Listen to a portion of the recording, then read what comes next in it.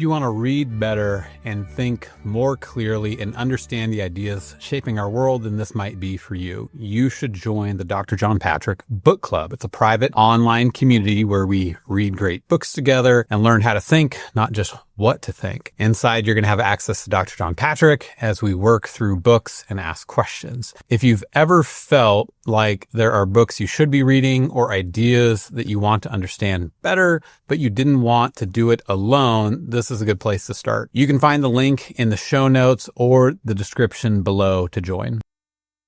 Hello, everyone. This is John Patrick, erstwhile professor of biochemistry, pediatrics, jack of all trades, master of none, the usual story. But that was a long while ago. For the last 20 years or more, well, it's nearly 40, let's be honest, I've been talking about ethics, culture, faith, and public policy. If that interests you, you might find this interesting. I am surprised at the responses I get, and delighted too. I mean, at my age, to still be useful, that's a lot. I want to talk to you today about something very important that the Christian community needs to start thinking about seriously. And that's how we die. Obviously, I'm at the age where we're thinking about that more, and I meet every week with a bunch of guys who are all treading the same path, or some of them a long way off, but moving that way.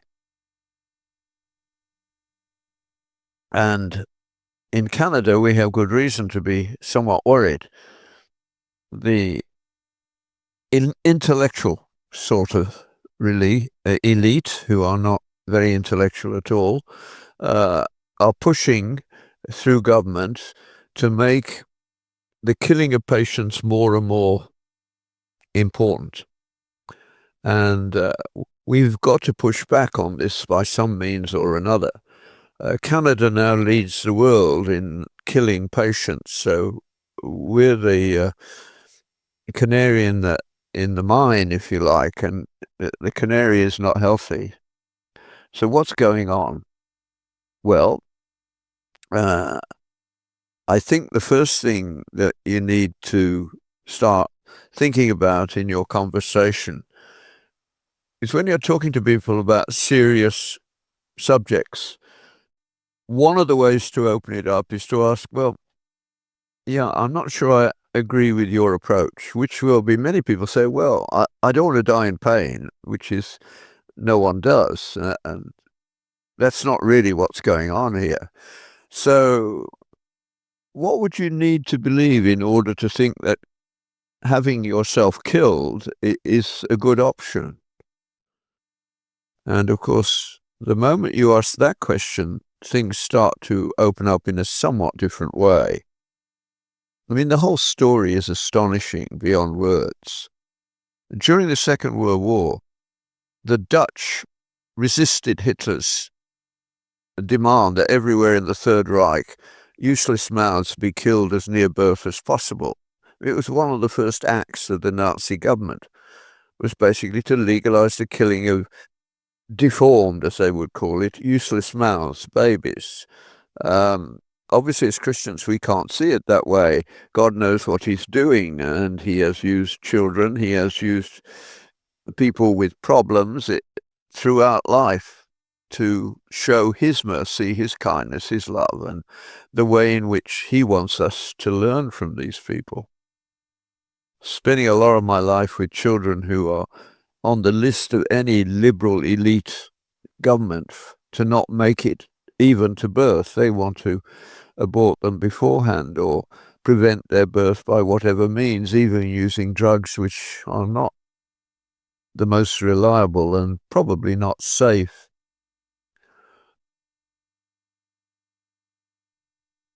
But of course, we're now facing in the Western world the fact that our own populations are not reproducing.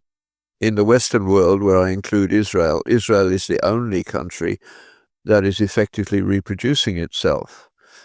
They have 4 children for every marriage. We in the Western world were well below replacement in almost every country. So the first thing to do is to start talking about that.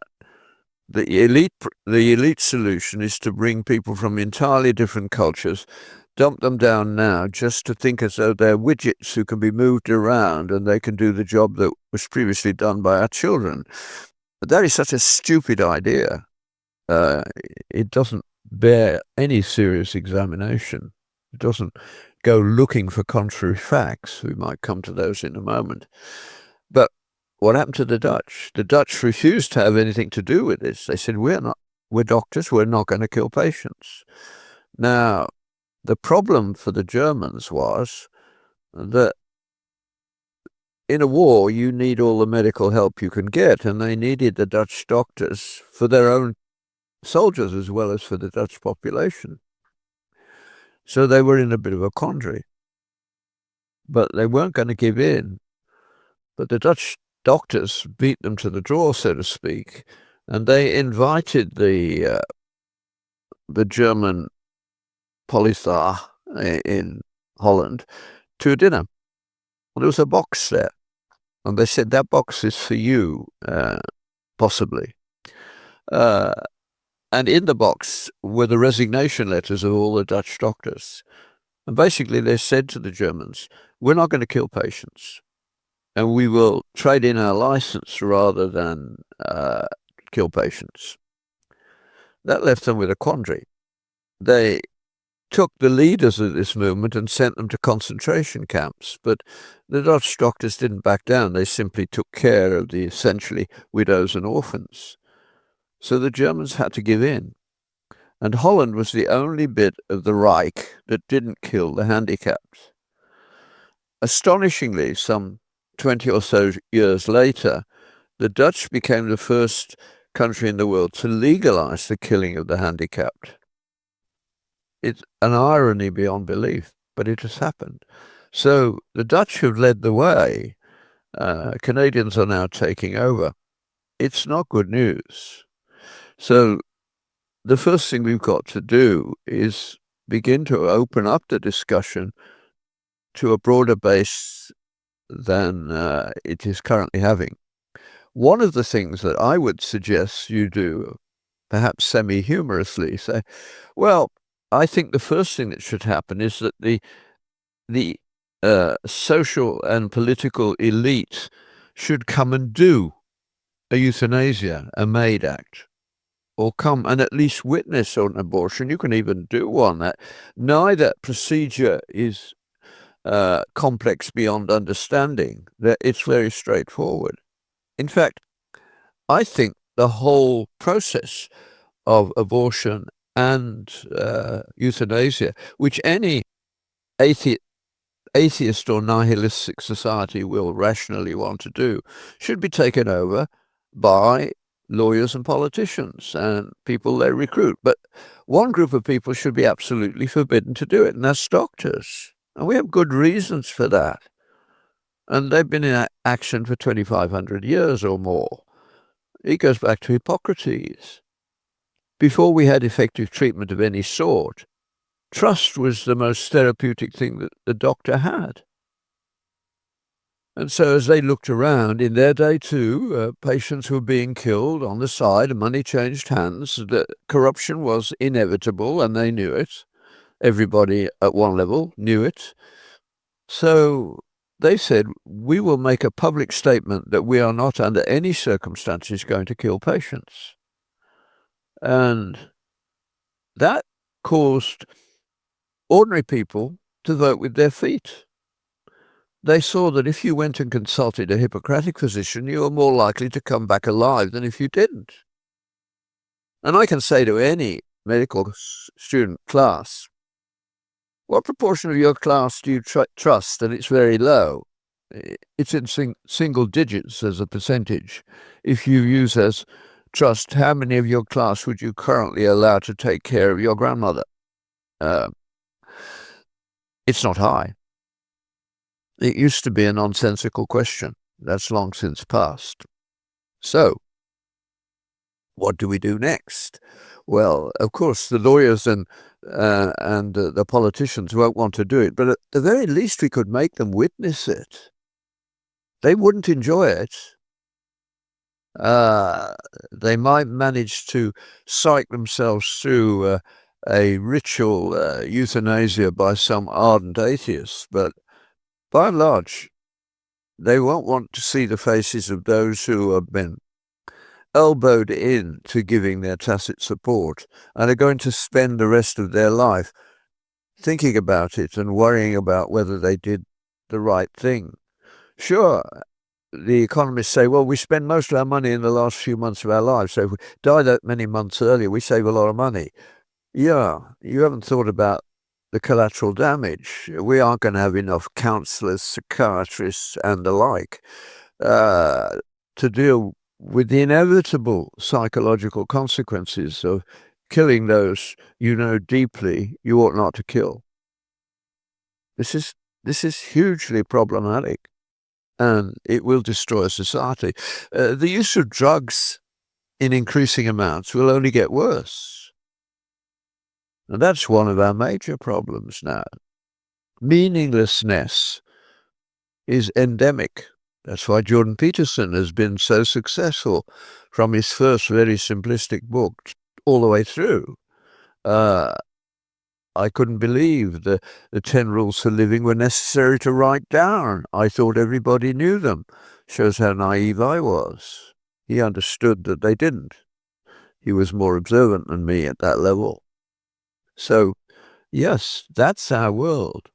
And we're simply following the logic step by step. What do you need to believe to accept abortion and euthanasia for it to be rational? You have to believe that life has no ultimate meaning. There is no God. We are just the products of time plus chance. Set aside the fact that gives you no basis for law, which you do want to go on. Says who is the basic question at the bottom of the law. By what authority? We have no agreed authority, and we see judges more and more acting on their own belief systems and dismissing anybody who disagrees with them as irrational. That's arrogance of the first order. The bottom line is we have no agreed structure of rationality. We are chipping away at the foundations of our society, and we're going to be very surprised when it collapses completely. So, how do we make this case? Reasonableness was what the American foundation was. They started with a basic premise that there is a God. He gave us inalienable rights. Now, how is it reasonable to run this society? They also understood that the biggest problem was the question of trust. How do you control power?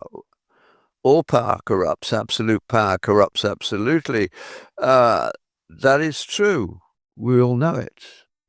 So they designed an amazing constitution that was basically designed not to work unless there was cooperation between people who disagreed about fundamental questions.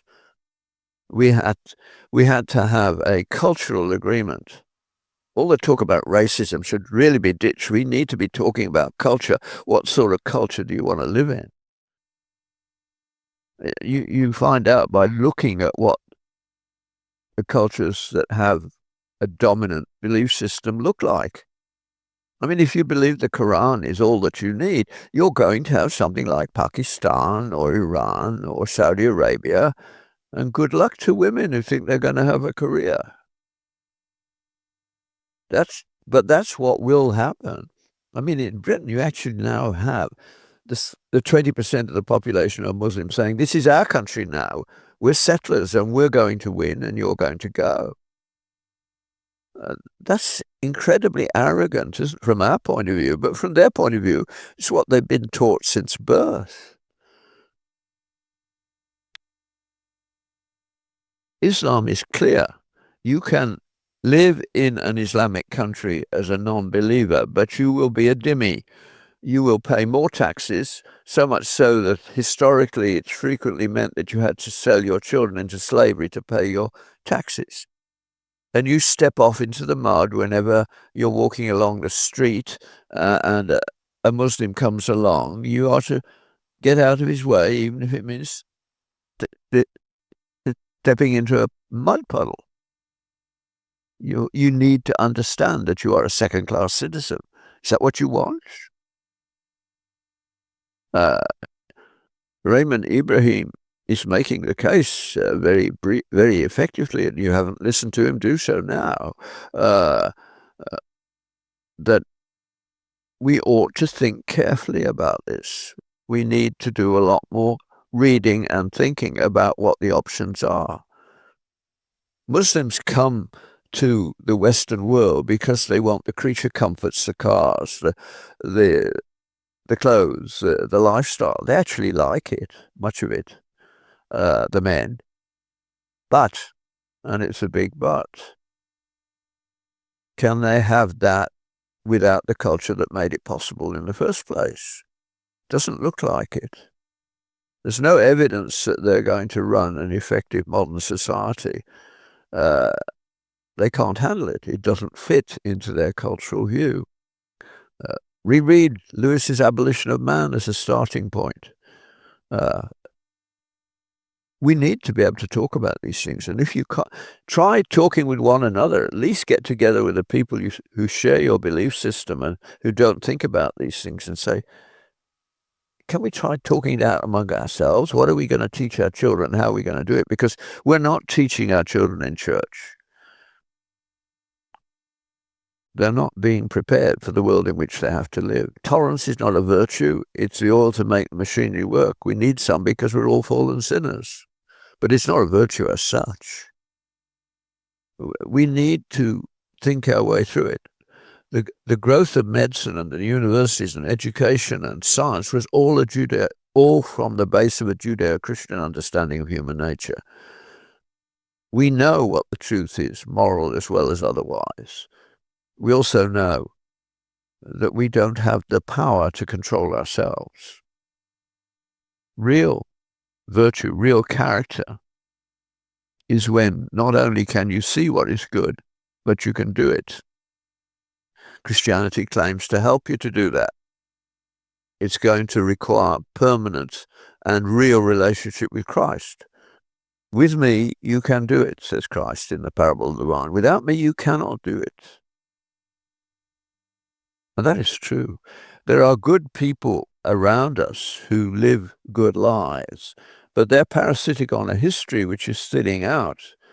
And they know that the world in which they live now, if they're my age, is nowhere near as upright as the world in which I grew up.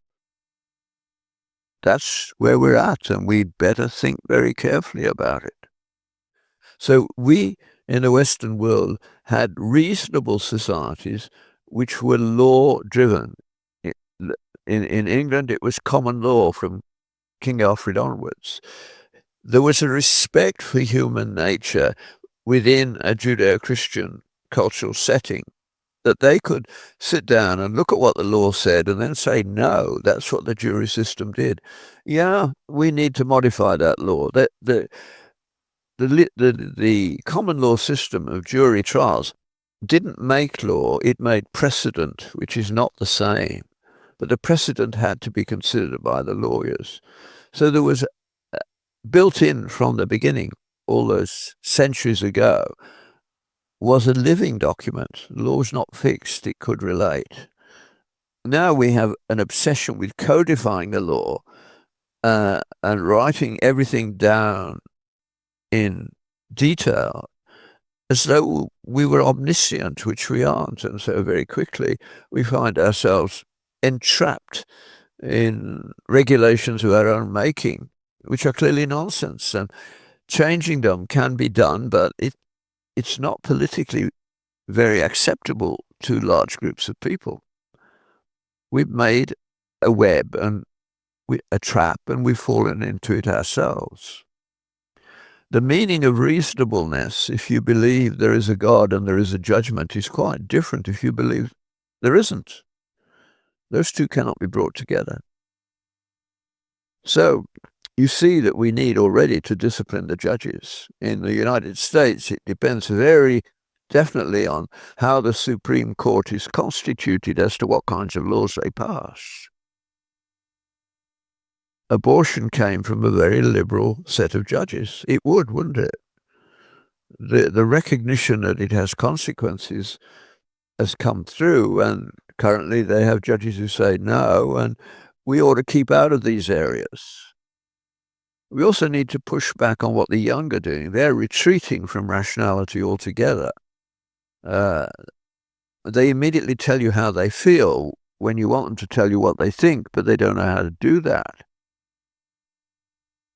We've got to help.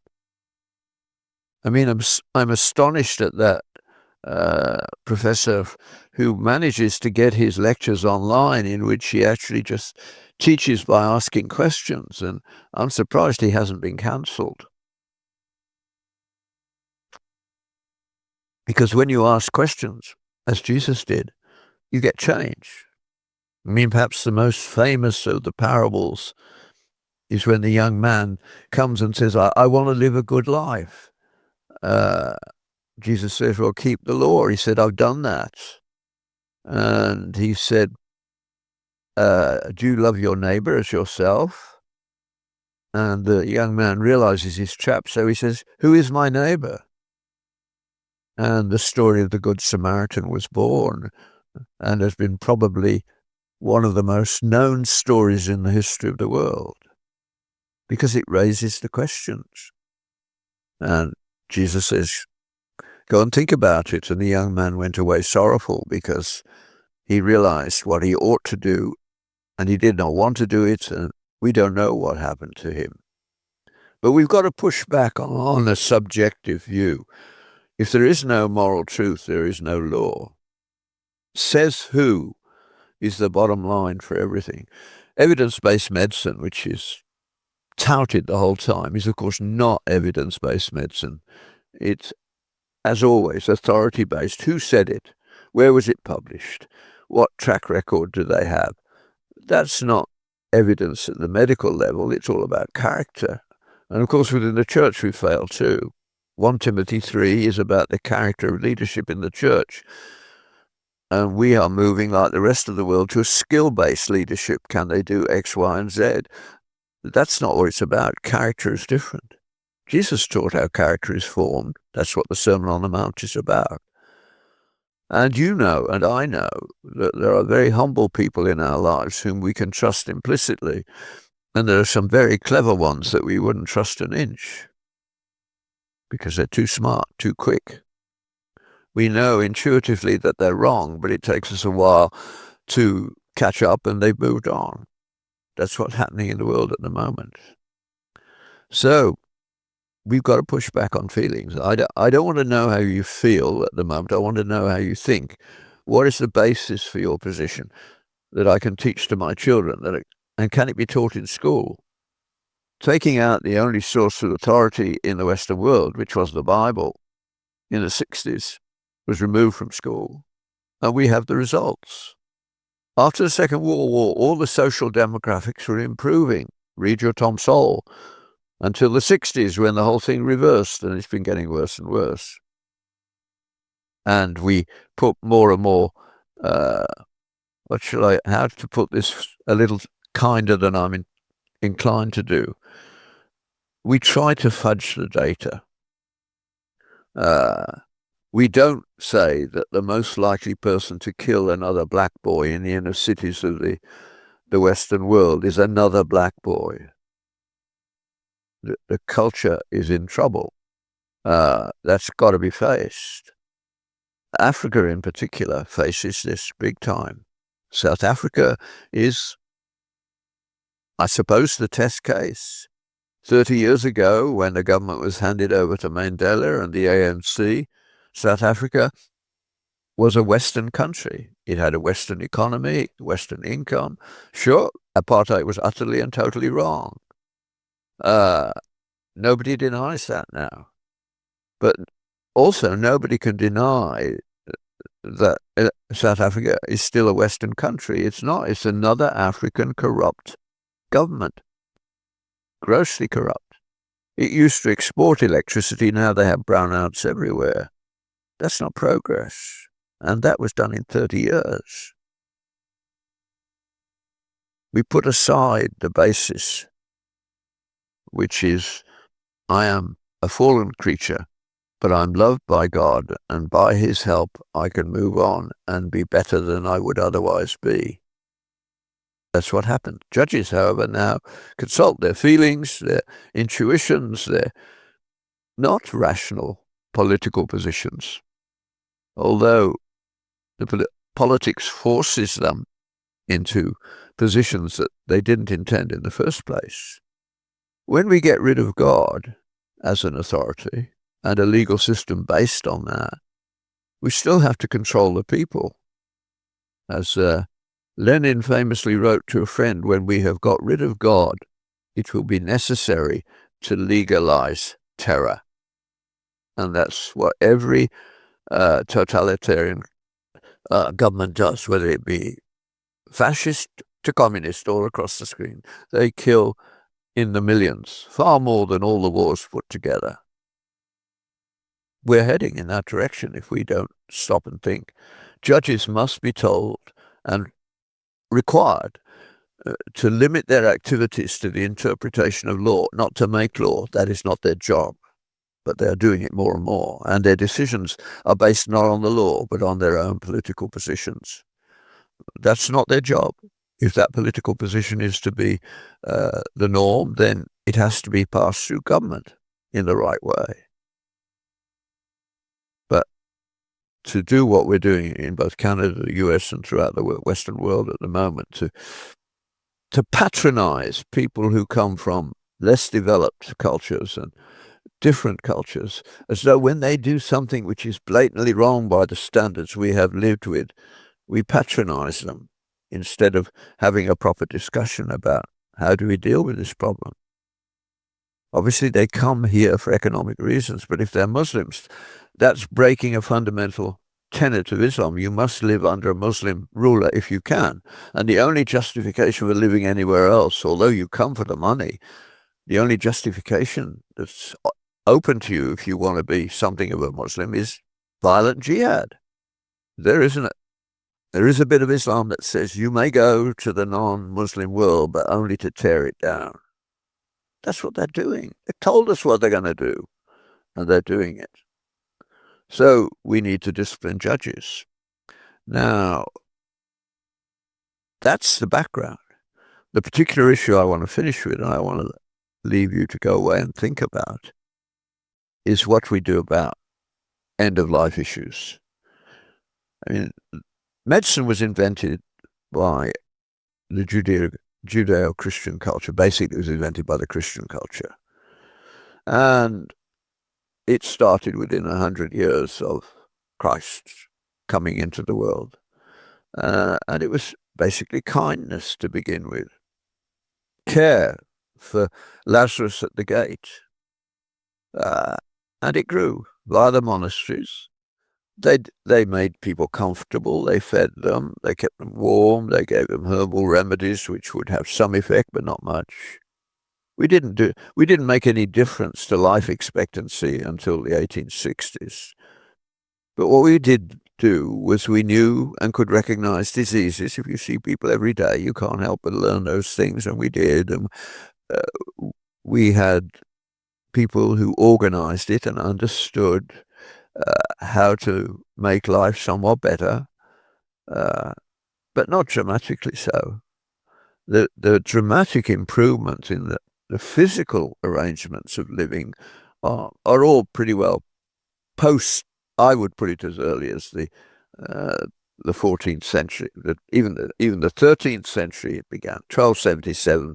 David Lindbergh's date, and one that I think is a very good one, arbitrary to a degree, but a very reasonable one, because it was from that date onwards that the beginning of experimental science, the crown jewel of the West, emerged, and everything else followed. But within that space, we became very swiftly, tacitly atheistic. And Darwin helped with that. Now, Darwin is effectively dead now. I mean, there is no possibility of everything emerging by minute genetic changes over time. The gap between the nearest mammal and us is measured in light years. It's huge. And the possibility that DNA emerged step by step because of genetic potential, genetic power, it's not possible. Listen to John Lennox if you want the mathematics done for you, but the probability of the DNA code happening by chance is zero. So it's ironic, isn't it, that high advanced physics, cosmology, and quantum physics, and advanced biochemistry, molecular biology, are two areas where the overwhelming nature of the data you have to deal with makes it that nobody actually wants to push back on Christians in that area anymore. The political heights of the environment in which you work are still controlled by the liberal elites, but the people working there, they know. You cannot not know when you look at the sheer, what's the word I want? Yeah, beauty is there, but the elegance of molecular biology, the brilliant design, and the same is happening with cosmology and with quantum physics. That's the way it is. If you are very serious about learning, you're going to find the God who made it possible for you to learn in the first place. So, what do? We have been, I'm using we at this point as a Christian we have been asleep at the wheel. We allowed the removal of the Bible from schools because it looked totalitarian to have one book rather than another. But the book you have determines what culture you get. The book of nature gives you an animistic culture. Africa, Southeast Asia, still a dominant form of understanding the world. But it doesn't even have a word for maintenance. Don't think the modern world can grow out of there. It never will. It never has. Then you have East and West. The East asked the question, what do I know best? Myself. So they went inwards. Meditation and Hinduism and Buddhism came along with a fatalism attached to it. Then in the West, you had Judaism, Christianity, and then later Islam. Earlier in this podcast, I said, go read Ibrahim after you've read Tom Holland, because he's quicker read, and then go to the more difficult one. We have a culture which has a distinct basis, and it is the only one that produces experimental science and an experimental approach to understanding the world. Unfortunately, politicians still make policies that they think are right, and they miss out the testing stage, as they missed out with COVID. They broke their own rules about what made a vaccine worthwhile. They assumed a vaccine would work, and it works to a degree, but the cost was far too high. It would not have passed the normal tests. We normally won't pass a vaccine that has more than 1 in 100,000 serious complications. You can argue about the number, but that's what we've done. Now, the very best vaccines, like tetanus, have no complications at all. It's an amazing vaccine. But we broke our own rules, and we're paying the price still because they haven't admitted it. I'm hopeful that the new head of NIH will force a proper accounting of what happened, and some real head bowing must come along, some real confession. Multiculturalism does not work. It cannot work, particularly when the most major force moving around is Islam, which absolutely does not believe in multiculturalism. Everybody, without exception, must bend the knee to Allah. Is that what you want? Do you want to live in a country like Saudi Arabia or Iran or worse still, Pakistan? Is that where you want to live? What do you know about it? Especially if you're a woman. No. And of course, multiculturalism does not work in medicine. It's a Judeo-Christian based system. And the moment we start breaking it down, we start getting to the problem we have with MAID. So what do? Well, I have a dream. I've been watching what happens in Canada and in Delta, where the left-wing government of UBC has closed down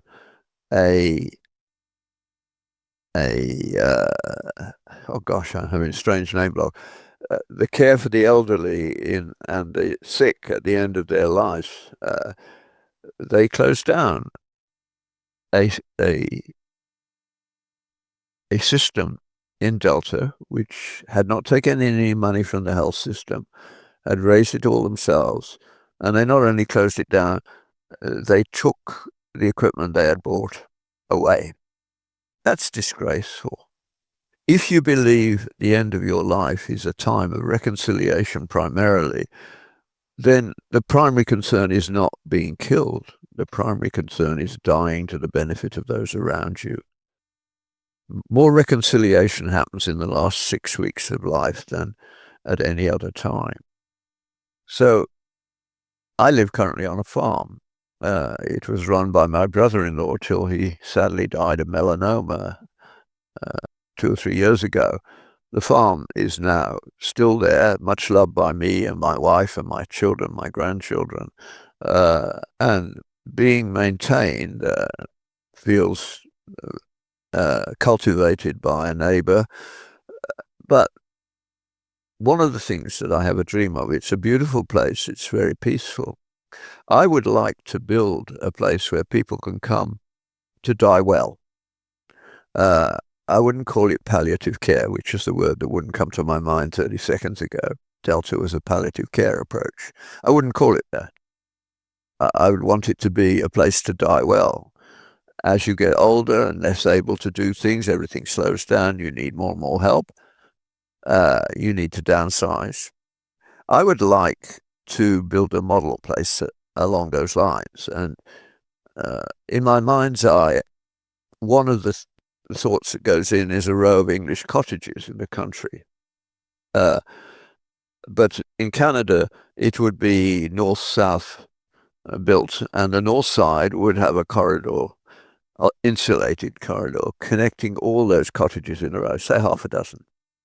And at one end, there would be a meeting area where you could go, where somebody would do coffee and breakfast in the morning, so that people could get going in their own elderly way. And I would like, at one end, a cottage to be for a retired biblical expositor, someone who could bring the scriptures to life, so that every morning, if you wanted to go along, you could go to Anglican morning prayers would be fine, but something like that, and a brief exposition of a passage of scripture so that your mind had somewhere to go for the rest of the day. I think it would rapidly be much loved. At the other end, I would want to build a cottage for a young family who can't afford their own place. So their deal would be minimal rent, if any, but doing the grunt work that needed. Keeping the place up to scratch in terms of maintenance. But that would also allow them on the side to get a fix-me-up that they could afford and actually get into housing of their own that way. But it would also mean that I would want children to be part of the deal, and hopefully that could happen. That's just in outline. Obviously, it needs to be thought about carefully. I need to find an architect, some people with business acumen to say, okay, that's an idea that we can turn into practical outcomes, because it's once you've sold how to do it, it can be transposed everywhere. If you have ideas, please contact me. A dream, a place where at the end of your life, you will be cared for. You will not be disposed of, but you'll be loved unto death. And in that process, you will die well. If you don't believe me, let me tell you that you can find some evidence for this very quickly. I would send you to Diane Compt's little book published by HarperCollins, A Window on Heaven, which is about children dying and how they bring light and love and hope to parents who are losing their children.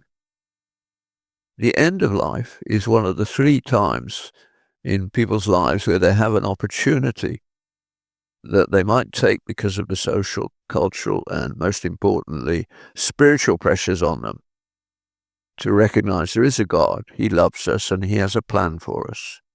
The 3 points, of course, are you go to church to be baptized, to be married, and to be buried. Increasingly, in the most secular societies, say like Germany, they're just burying them when they die without any ceremony. Now, all cultures that have survived for any length of time wanted to respect the lives of people as they died. It was important for the living as well as honouring those that were dead, who did not matter in that sense, but they provided an opportunity to think carefully about your own life. What am I doing? If there is a judgment, how am I prepared for it? Only grace can answer that question. But think about, can we produce small communities like the one I've very briefly sketched, where we can die well, where others can see what dying well looks like, and we can push the gospel in that way? Lord be with you.